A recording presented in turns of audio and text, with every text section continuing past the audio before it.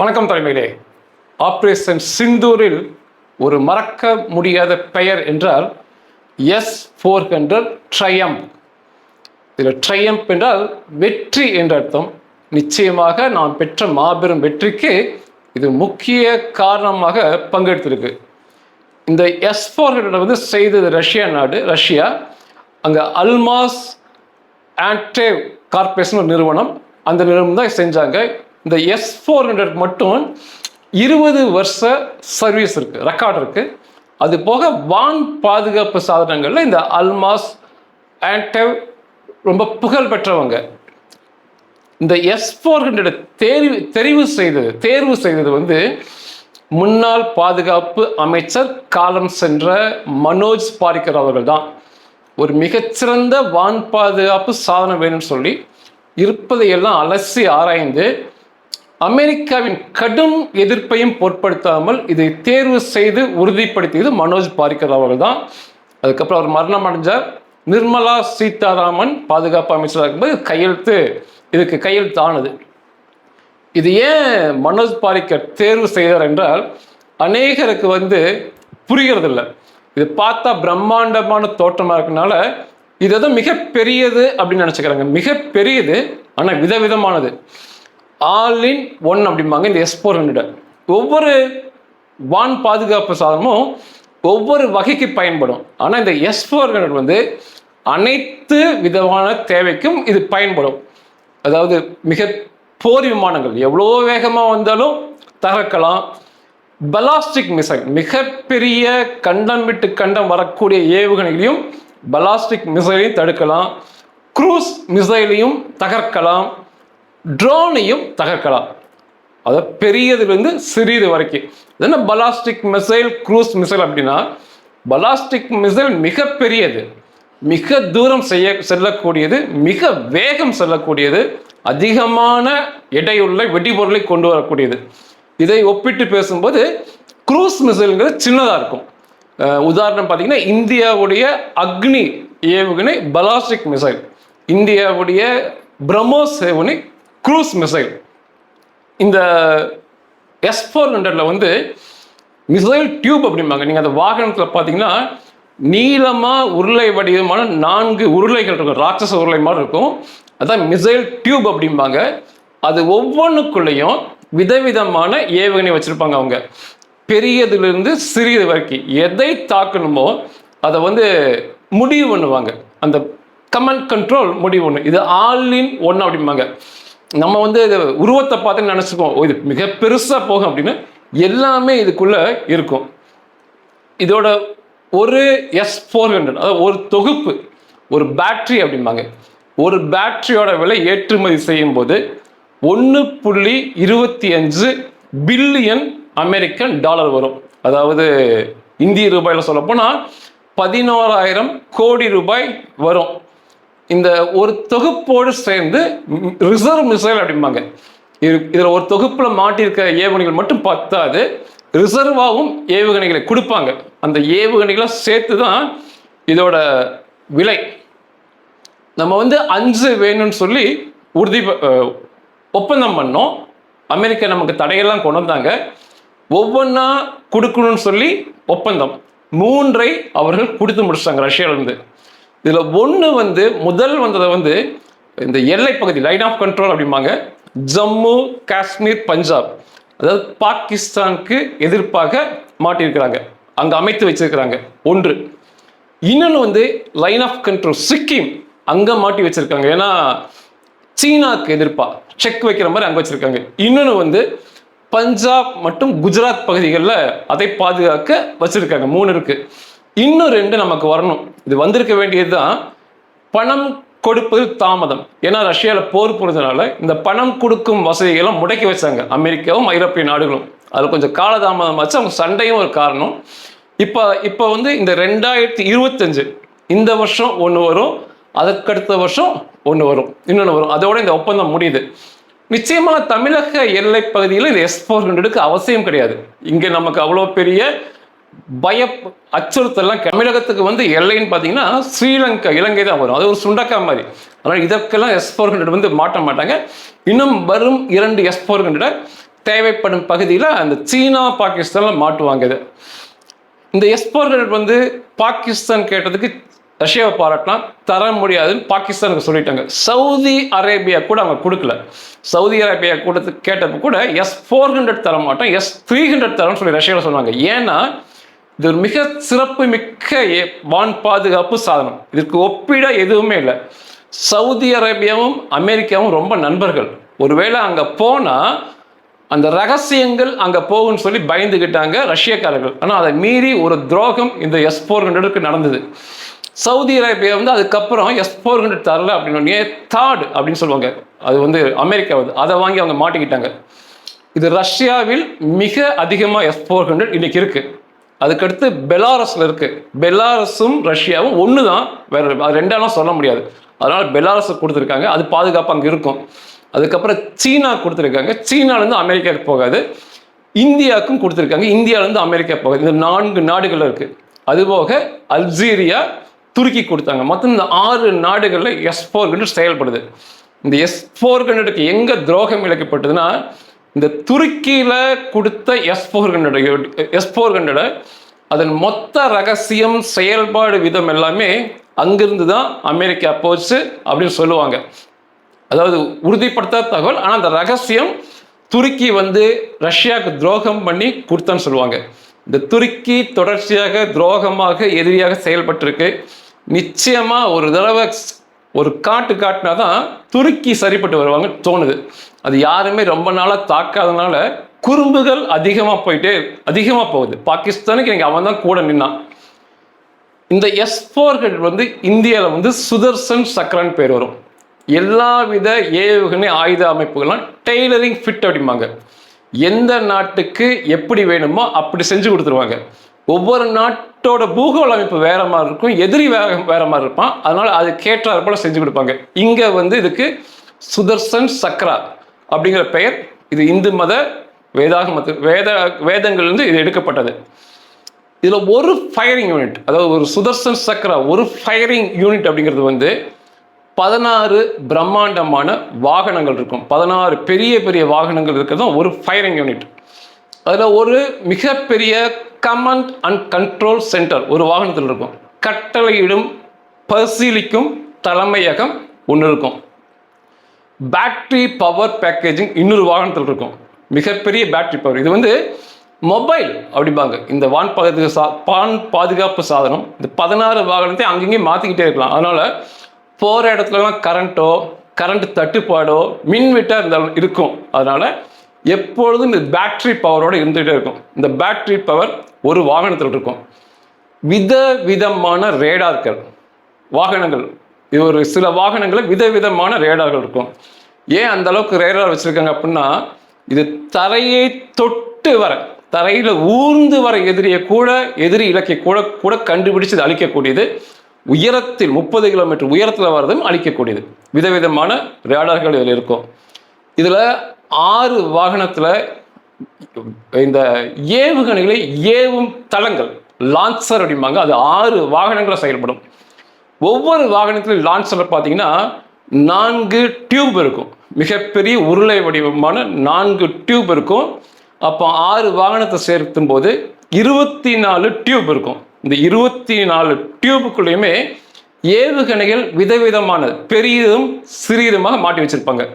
மொத்தம் இந்த 6 லான்ச்சர்களையும் சேர்த்து 124 ஏவுகணைகள் ரெடி ஃபார் ஃபயர், உடனடியாக ஏவுவதற்கு தயாராக 124 ஏவுகணைகள் இருக்கும். அதாவது இந்த 16 வாகனத்தில் 6 வாகனங்கள் ஏவுகணையை சுமந்து நிற்கும். அது ஒவ்வொரு வாகனத்திலும் 4 டியூப், மொத்தம் 6 வாகனம் சொல்லும்போது 24 உருளை வடிவங்கள் மொத்த கணக்காகுது. மொத்தமாக 124 மிசைல் இருக்கும். இதற்கு ரிசர்வா, இதுக்கு வந்து நம்ம ஸ்டாக் வைக்கிற மாதிரி 6000 ஏவுகணைகள் அவங்க கொடுத்துருக்காங்க, ரஷ்யாக்காரங்க கொடுத்துருக்காங்க. இதுதான் ஒரு தொகுப்பு அப்படிங்கிறது. ஒரு வாகனம் மட்டுமே, ஒரு ஏவுகணை சுமந்து நிற்கும் வாகனம் மட்டுமே தொகுப்பு இல்லை. இத்தனை சேரும் போது தான் சேர்ந்து தான் செயல்படும். இதுக்கெல்லாம் சேர்ந்து தான் அந்த ரேட் விலை வர்றது. எனக்கு தெரிஞ்சு இந்தியா கொடுக்கும்போது கொஞ்சம் கணிசமாக விலையை குறைத்து ரஷ்யர்கள் கொடுத்துருக்காங்கன்னு சொல்லி தோணுது. ஏன்னா சுதர்சன் சக்ரா தான் இந்த பேட்டரிகள்லேயே பெரிய பேட்டரி, இது வந்து S400 பேட்டரி அப்படிம்பாங்க. அங்கங்கே இருக்க பேட்டரிலேயே பெரிய பேட்டரி சுதர்சன் சக்கரா தான். 16 வாகனம் இங்கே இருக்குது. இது எப்படி செயல்படுது அப்படின்னா, முதல்ல வந்து இது ரேடார்கள் சிறிய பொருளிலிருந்து மிகப்பெரிய பொருள் வரைக்கும் கண்டுபிடிக்கும். 600 கிலோமீட்டர் சுற்றளவை அலசி ஆராயும். 600 கிலோமீட்டர் மொத்தமாக பார்க்கும். அதான் ஊர்ந்து வருவதிலிருந்து அப்படியே எடுத்து 30 கிலோமீட்டர் உயரத்தில் வரைக்கும் அப்படியே கம்ப்ளீட்டாக பார்த்து 600 கிலோமீட்டர் அலசி ஆராயும். இப்போ எதிரியோட பொருட்கள் ஏதாவது வருகிறது, போர் விமானம் வருது, ட்ரோன் வருது, ஏவுகணை வருதுன்னா அந்த ரேடார் தான் முதல்ல கண்டுபிடிச்சு அந்த தகவலை கமாண்ட் அண்ட் கண்ட்ரோல் சென்டர் அந்த வாகனத்துக்கு அனுப்பிடும். இப்படி ஒரு பொருள் வருது அப்படின்னு. இந்த கமாண்ட் அண்ட் கண்ட்ரோல் சென்டர் வந்து அதை வந்து பரிசீலனை பண்ணும், அனலைஸ் பண்ணும். வருவது எதிரியோட பொருளாக, ஒருவேளை நம்மளுடைய போர் விமானம் இருக்கலாம், நம்மளுடைய ட்ரோனாக இருக்கலாம். அதனால நம்முடையதா எதிரியுடையதா, இது நிச்சயமாக தாக்கலாமா, ஒருவேளை பயணிகள் விமானம் வந்து அதை விட்டுரும். அந்த மாதிரி அனலைஸ் பண்ணி இது தாக்கணும்னு முடிவெடுத்துட்டா உடனடியாக கட்டளையை வந்து பவர் யூனிட்டுக்கு அனுப்பும். உடனடியாக பவர் ஆன் ஆகி அந்த ஏவுகணை செலுத்தும் டியூப், அந்த லான்ச்சர் வந்து அங்கேக்கும் கட்டளை அனுப்பும். கட்டளை அனுப்பி எந்த எதிரியோட இலக்கு எவ்வளோ பெரியதோ அதற்கு ஏற்றாற் போல ஏவுகணைகளை இங்கிருந்து ஃபயர் ஆகும், இங்கிருந்து ஃபயர் பண்ணும். அதே போல் இது இன்னொரு மிகப்பெரிய சிறப்பு, ஒரு எதிரியோட இலக்கு கண்டுபிடிச்சா அதுக்கு 2 ஏவுகணை போகும். ஒரு இலக்கு, ஒரு போர் விமானம் வந்தால் ஒரே ஒரு ஏவுகணை மட்டும் போகாது. ஒரு ஏவுகணை முதல்ல போகும், இரண்டாவது சற்று தாமதமாக இரண்டாவது ஏவுகணை திரும்ப அனுப்பிடும். ஒரு எதிரியோட இலக்குக்கு 2 ஏவுகணைகள் போகும். ஹிட்டிங் ப்ராபபிலிட்டிம்பாங்க, தாக்கும் நிச்சயமாக தாக்கும் தன்மை வந்து 99% தாக்கி முடிச்சிடும். ஏன்னா 2 ஏவுகணை போகிறதுனால 99% இதை தாக்கி நிச்சயமாக அதை கொன்றும். இந்த லென்த்தி ப்ராசஸ்மாங்க, இந்த நீண்ட ஒரு வேலை, அதாவது ரேடார் கண்டுபிடிப்பதிலிருந்து அது வந்து கமாண்ட் சென்டர் போகிறது. கமாண்ட் சென்டர் பரிசீலனை பண்ணி அதோட கட்டளையை பவர் யூனிட்டுக்கு அனுப்பும், ஏவு தளத்துக்கு அனுப்பும், ஏவுகணைக்கு அனுப்பிடும். அதுக்கப்புறம் ஏவுகணை போய் தகர்க்கும். இது எல்லாத்துக்கும் சேர்ந்து வெறும் 10 செகண்ட் தான் இதோட ரெஸ்பான்ஸ் டைம். இதுதான் ரெஸ்பான்ஸ் டைம்பாங்க. இதுக்கு வந்து இது பார்த்ததுலேருந்து ஏவுகணை அனுப்புகிற வரைக்கும் வெறும் 10 செகண்டில் இது எல்லாத்தையும் முடித்து எதிரிகளுக்கு 2 ஏவுகணையை அனுப்பிட்டுரும். இதற்கு ஒப்பாக வந்து எந்த ஒரு ஏவுகணைகளுமே இன்னைக்கு உலகம் பூராமே கிடையாது. மனோஜ் பாரிக்கர் அவர்கள் செய்து மிக சரியானவர். அங்கே தாட் இருக்குது, அமெரிக்காவில் பேட்ரியாட் இருக்குது, இஸ்ரேலில் பார்த்தீங்கன்னா விதவிதமாக வச்சுருப்பாங்க, பிரித்து வச்சுருப்பாங்க. நம்ம இங்கே வந்து ஆகாஷ் செய்கிறோம், இந்த மற்றதெல்லாம் செஞ்சுருக்கோம். ஆனால் மல்டி பர்பஸ் ஒரு பேட்ரி எல்லாத்தையும் பார்த்துக்குங்கிறது இது மிகப்பெரிய சிறப்பு. ஒரு சிறிய ட்ரோனிலிருந்து விடாது மிகப்பெரிய பலாஸ்டிக் ராட்சச கண்டம் விட்டு கண்டம் தாண்டிய ஏவுகணைகள், எப்பேற்பட்ட ஃபைட்டர் ஜெட் எதையுமே இது விடாது. இது ரெஸ்பான்ஸ் டைம் வெறும் 10 செகண்டுங்கிறது பிரமிக்க வைக்கக்கூடிய விஷயம். இது வந்து அதிகபட்ச தூரமாக இதில் இருக்க மிசைல்லாம் பார்த்தீங்கன்னா, ஒரு மிசைல் வந்து 40 கிலோமீட்டருக்கு ஒரு மிசைல் வச்சுருக்கிறாங்க, 120 கிலோமீட்டருக்கு ஒரு ஏவுகணை, 250 கிலோமீட்டருக்கு ஒரு ஏவுகணை, 400 கிலோமீட்டருக்கு ஒரு விதமான ஏவுகணை. இந்த 4 விதமான ஏவுகணைகள் இருக்கும். இதில் வந்து 400 கிலோமீட்டர் போகிறது மிகப்பெரிய ஏவுகணை, 40 கிலோமீட்டர் போகிறதுக்கு கொஞ்சம் சின்ன ஏவுகணையாக இருக்கும். இதோட அதிகபட்ச உயரம் போகிறது ஆல்டிடியூட்மாங்க 30 கிலோமீட்டர் வரைக்கும் இது போய் தாக்கும். போர் விமானங்கள் ட்ரோன்லாம் வந்து 30 கிலோமீட்டர் போகவே போகாது, அதுக்கு அவ்வளோ அவசியம் கிடையாது. ஆனாலுமே பலாஸ்டிக் மிசைல் அதிக தொலைவில் மிசைலை வரதை தடுக்கிறதுக்கு 30 கிலோமீட்டர் தேவைப்படும். அதனால் இது அதிகபட்ச உயரமாக 30 கிலோமீட்டர் போகும். இதோட அதிகபட்ச வேகம் 17,200 கிலோமீட்டர் ஒரு மணி நேரத்துக்கு. ஒரு நொடிக்கு 5 கிலோமீட்டர் நெருக்கி போகும், அவ்வளோ வேகம் மிக்கது. இந்த வேகத்துக்கு இணையெல்லாம் போர் விமானம்லாம் வராது. போர் விமானம் 2000 கிலோமீட்டர் தான் அதிகபட்சம் ஓட்ட முடியுது. அதே போல் அந்த போர் விமானத்துக்கு வருகின்ற ஏவுகணைகள் அது ஒரு 5000 கிலோமீட்டர் வேகம் வரும். இது 17,200 கிலோமீட்டர் வேகம் செல்லக்கூடியது. இதை வந்து இதுக்கு மேலே வரணும்னா இதை விட வேகமாக வரணும். இதை விட வேகமாக இருக்கலாம் பொருட்களே கிடையாது. 600 கிலோமீட்டர் தொலைவை வந்து சல்லடை போட்டு பார்க்கும்.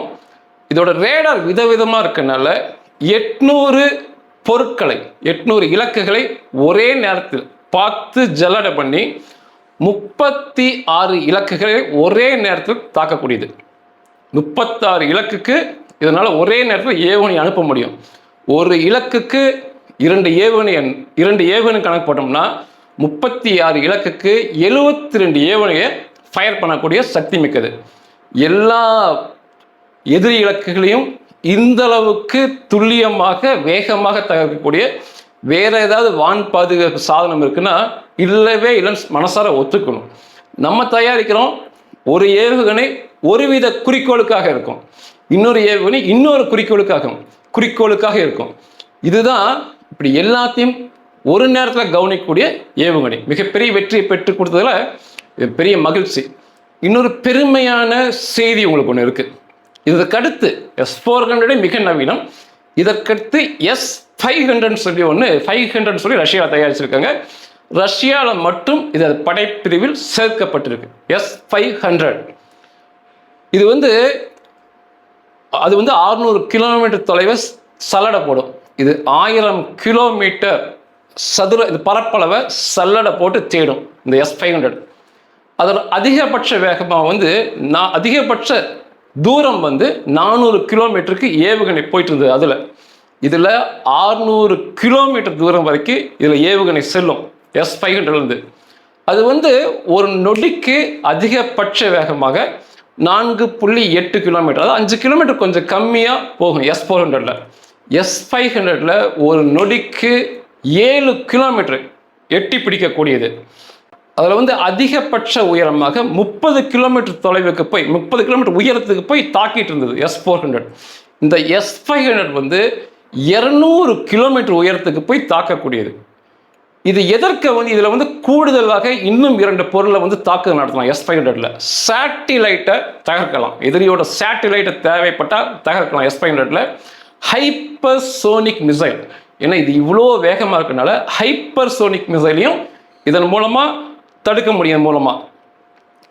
அதில் ரெஸ்பான்ஸ் டைம் 10 வினாடிகள் இருந்துச்சு S-400. S-400 இலக்கை பார்த்ததுல அந்த இலக்குக்கு ஏவுகணை அனுப்புவது வரைக்கும் 10 செகண்ட் ஆகும். இதில் வெறும் 4 செகண்ட் தான். S-500 4 செகண்டில் எல்லாத்தையும் முடிச்சு ஏவுகணை அனுப்பிடும். பிரமிக்க வைக்கத்தக்கது S-500. இதில் 1-2 ஒரு குறிப்பிட்ட அமைப்பு மட்டுமே ரஷ்யா இன்னைக்கு ஆப்ரேஷனில் இருக்கு, சேர்த்து வேலை செஞ்சுக்கிட்டு இருக்கு. இதை ரஷ்யாவும் இதை தயாரித்த ஆல்மாஸ் அண்ட் கார்பரேஷன் என்ன சொல்றாங்கன்னா, முதலாக நாங்கள் இது ரஷ்யாவை தாண்டி இந்தியாவுக்கு கொடுக்க போறோன்னு இருக்காங்க. இந்தியா மிக விரைவில் S-500 பெறப்போகுது. அதிகாரப்பூர்வமாக சொல்றேன், S-400 போதுமானது. ஆனால் வரும் காலத்துக்கு சீனாவெல்லாம் மனதில் வச்சு பார்க்கும்போது S-500 மிக சிறப்பான தேர்வு. முதல் நாங்கள் அது இந்தியாவுக்கு கொடுப்பதில் பெருமை அடைகிறோம் சொல்லி ரஷ்யாவில் பதிவு பண்ணியிருக்காங்க. எத்தனையோ பேர் அதை கேட்டிருக்காங்க. நம்மை தேர்வு செய்து உண்மையாகவே ஒரு பாக்கியம் சொல்லலாம். இந்த ஆயுதங்களை வைத்து பார்க்கும்போது இந்த அமெரிக்கா ரஷ்யா ரெண்டையும் நம்ம நேர்கோட்டில் வச்சு பார்த்தோம்னா, அமெரிக்கா நம் வளமான பிறகு, நாம் வசதியான பிறகு நம்மை நெருங்கி வராங்க, அதாவது நம்ம உபயோகப்படுத்துகிறாங்க. பரஸ்பரம் நமக்கு 2 பேர்த்துக்கு அதில் பலன் இருக்கு. நம்மகிட்ட அதிகமான வேலையாட்கள் இங்கே இருக்காங்க, அதை அவங்க பயன்படுத்துகிறாங்க. அந்த அவங்களோட ஃபேக்ட்ரியெல்லாம் இங்கே கொண்டு நம்முடைய உழைப்பை பயன்படுத்துகிறாங்க, அது 2 பேர்த்துக்கு லாபம். அமெரிக்கா நாம் வசதியான பிறகு வளமாக இருக்கும்போது நம்மை பயன்படுத்துகிற நாடுன்னு எனக்கு தோணுது. ஆனால் ரஷ்யா ஒரு உண்மையான நட்பு நாடுன்னு எனக்கு தோணுது. கஷ்டமான நேரங்களில் கை கொடுப்பது பூராமே ரஷ்யான்னு தான் எனக்கு தோணுது. இன்னைக்கு S-500 கொடுப்பதற்கு நம்மை முதல் நாடு என்று அவங்க தேர்வு செய்து நமக்கு பெருமைப்படுத்தது மிகப்பெரிய விஷயம். இந்த இந்தியா ரஷ்யா இதனுடைய நட்பு இன்னும் தொடரணும், நீண்ட காலம் தொடர்ந்து பரஸ்பரம் 2 நாடுகளுக்குமே நன்மை பயக்க வேண்டும் என்று என்னுடைய ஆவல். நன்றிகள்.